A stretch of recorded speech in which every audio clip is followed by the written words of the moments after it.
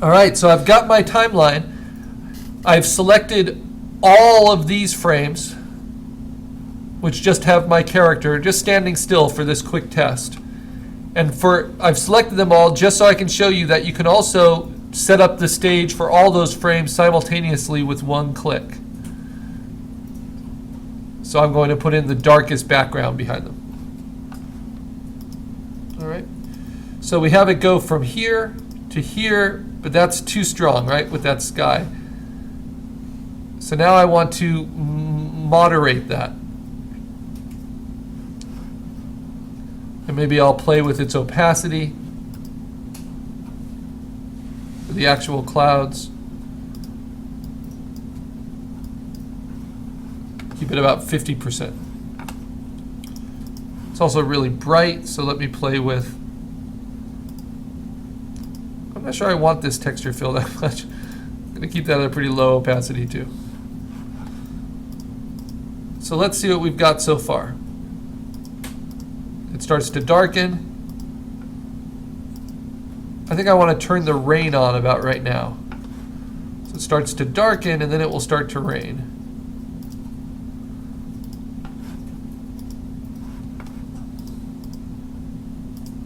The light will shift a little bit and then it will keep raining. But you see, not the same rain layer, always a different rain layer each time. And then the clouds will start to kind of gather. But that's too extreme. So I can actually move that cloud layer with each frame. Make sure I have auto select off. And I'll start the clouds pretty much where they are otherwise. But I'm going to start them at a lower opacity, right? Then I'll turn them on. And I'll turn the rain on. And actually, this is a better way to kind of conceptualize it. So I have my rain going. But I'm going to take all these frames out. And then just each time I want a new frame, I'm going to click new frame and it will duplicate everything that was done before. So now on this frame, I change the rain again. I can even layer them on top of each other if I want to make the rain heavier.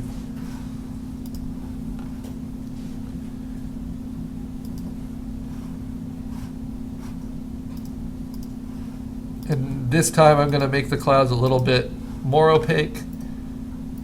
Do it again. Change the rain, make the clouds a little bit more opaque. Duplicate it again, change the rain, make the clouds even more opaque. But at the same time, maybe move them a little bit. So you see the clouds kind of build, and then they start to move. Duplicate again, make the rain even more. Move the rain again, make the clouds maybe a little less opaque, that's a little strong, but move them some more.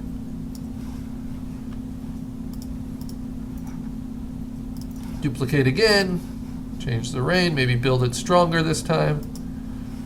Move the clouds a little bit more, maybe a little more opaque. And for each frame, it will remember all those settings.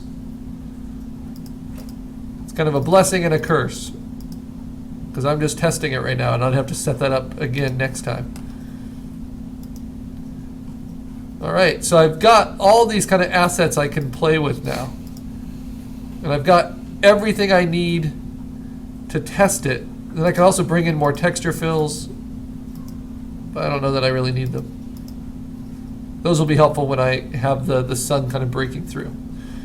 All right, let's make it the worst kind of storm possible.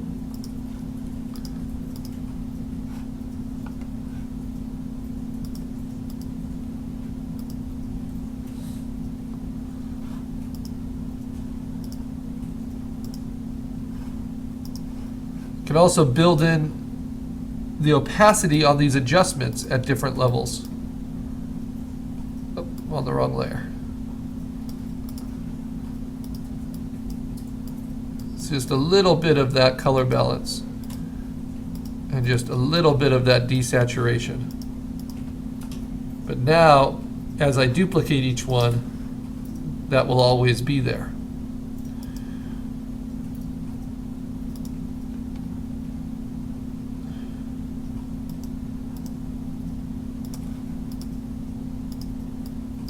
And I can use this texture fill as almost kind of like the mist of the rain shooting up. So maybe this is the worst kind of storm condition we have. All right, so let's test it. I'm going to set them all at 0.3 and just see if I have what I need in order to be able to animate that middle section. And then play it through. Yeah, it looks pretty rainy. Now imagine I can have my bird moving while this is happening. And that's what's going to go on. I just need to know what all of my assets are pretty clearly.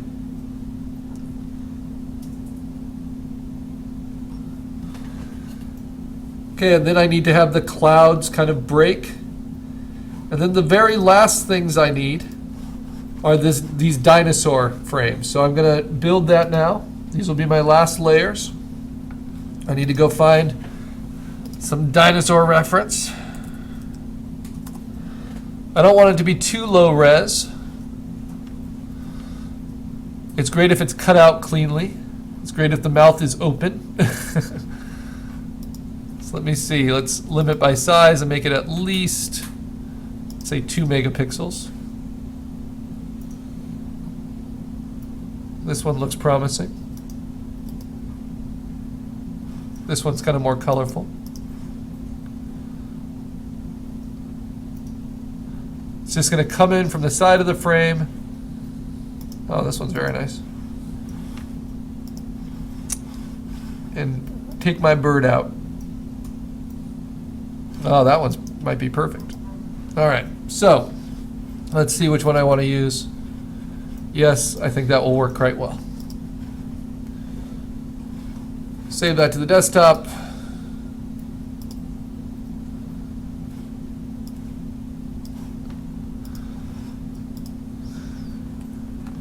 And move it onto my stage. Come on. It should come in as a smart object. If I just drag and drop it right into Photoshop, there we go. Want to enlarge it a little bit.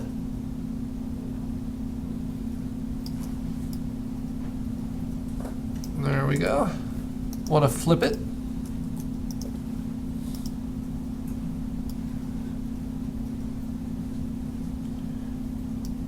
Actually, before I do any of that, I should probably get rid of all that white background.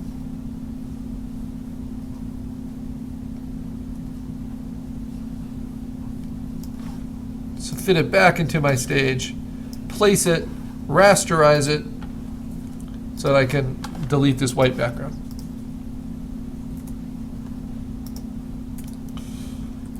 Good. Look how easy.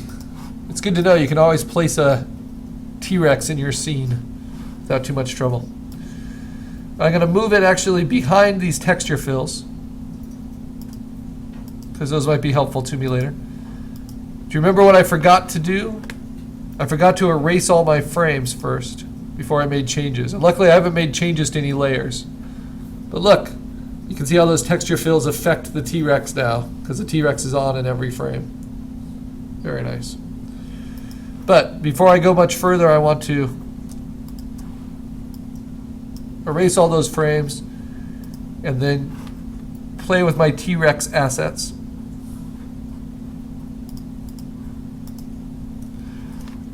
How big do I need him to be so he can fit that bird in his mouth? Let's see.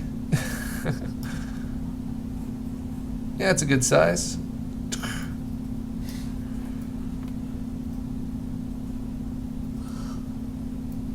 So I apply that, I duplicate it.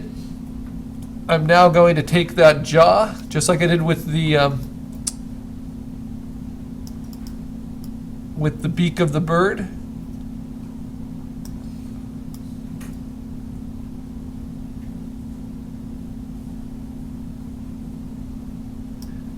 and animate that on top.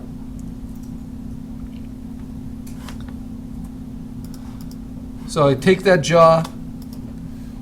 One thing I can do is actually Command X, which will delete it from that layer, and copy it. Whoops, I need to select inverse and do that.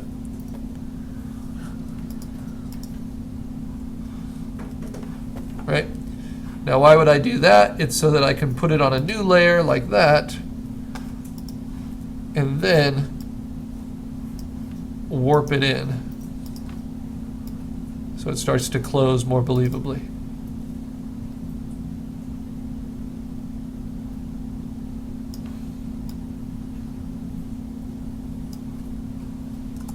That's one step. Next.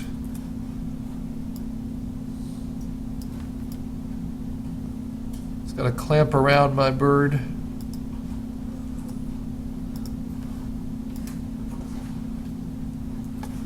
Whoops.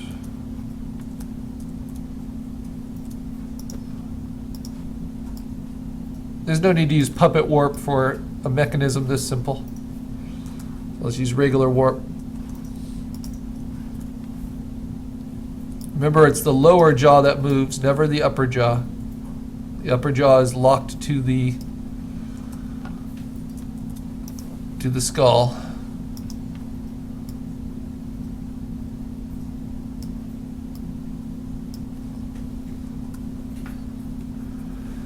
Now what's interesting is I'm going to keep that jaw separate so that I can put the bird on top of this layer, but behind the other layer. I'll show you what I mean.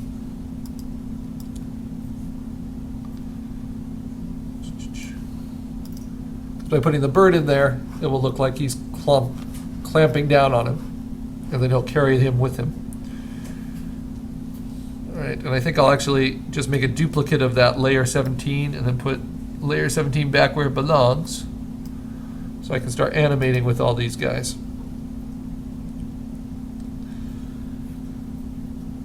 All right, and that's really all I need. I guess I can animate the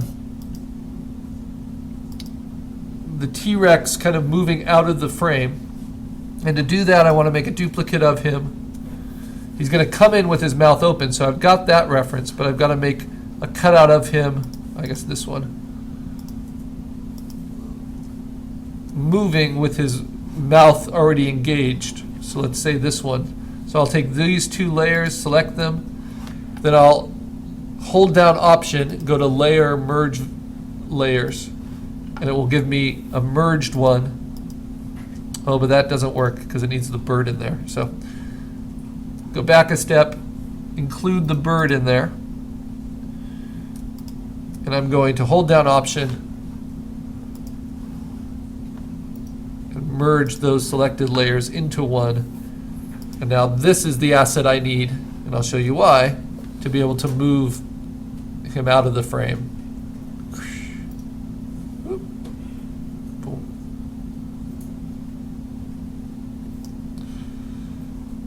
All right.